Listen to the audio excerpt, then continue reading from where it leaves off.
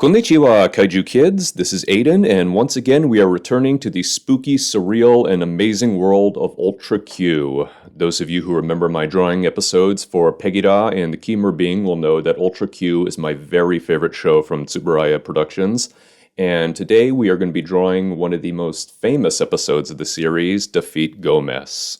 So let's address the kaiju in the room first. Gomess probably looks familiar to a lot of you, and any kaiju kid will tell you why, is because he's made out of a recycled Godzilla costume. A lot of folks who are big fans of Ultra Q and the original Ultraman series, without a doubt, recognize a lot of the monsters because Tsuburaya had access to a lot of the costumes and props he made for the Toho Kaiju Eiga. And Gomess, of course, is a Godzilla suit. I think it's the 64 one. Somebody can correct me if that's wrong.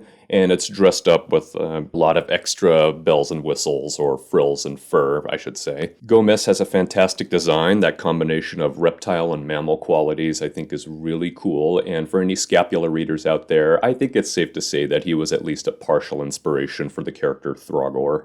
Now, Defeat Gomess was not the first episode of Ultra Q produced, but it was the first one that was aired, and I think the entire reason of that was, aside from the fact that it's the only episode with a kaiju fight, I think the producers knew that fans would recognize Godzilla or just really be into a Godzilla-like creature, and it would let them know that this is what you're in for, is kaiju of the same quality as Godzilla and his friends. But even with that said, it's still a really good episode. It's a lot of fun. It jumps right in. Gomess is a fantastic monster, but he's not the only monster in that episode, because we also have Litora, or Rita Moreno, or Rita Repulsa, whatever you want to call this thing. Litora comes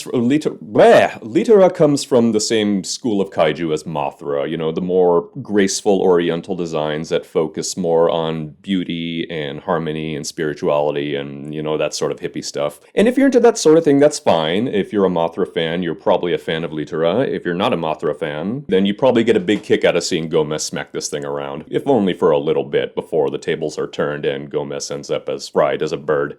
The Ultra Q series still lives on, and there have been a lot of homages made to it over the years, which is really wonderful. Both Gomess and Litora appeared in the Mega Monster Battle Galaxy series. Litora became one of the good guys, and Gomess appeared a few times, and also in the movie. Apparently they've returned in Shin Ultraman, which I have not seen yet, but it also has a very clever inside joke with the new version of Gomess, which I think a lot of you will recognize, and rightfully so, because again, yeah, it's an inside joke for the creators and the fans, and it works pretty well. So there you have it, my friends. Gomess and Litora together again, and beating the living daylights out of each other, as all good kaiju should. Thank you very much for watching. Definitely check out the archives for other Ultra Q, Ultraman, and kaiju I have drawn, and I'll see you next time. Bye-bye.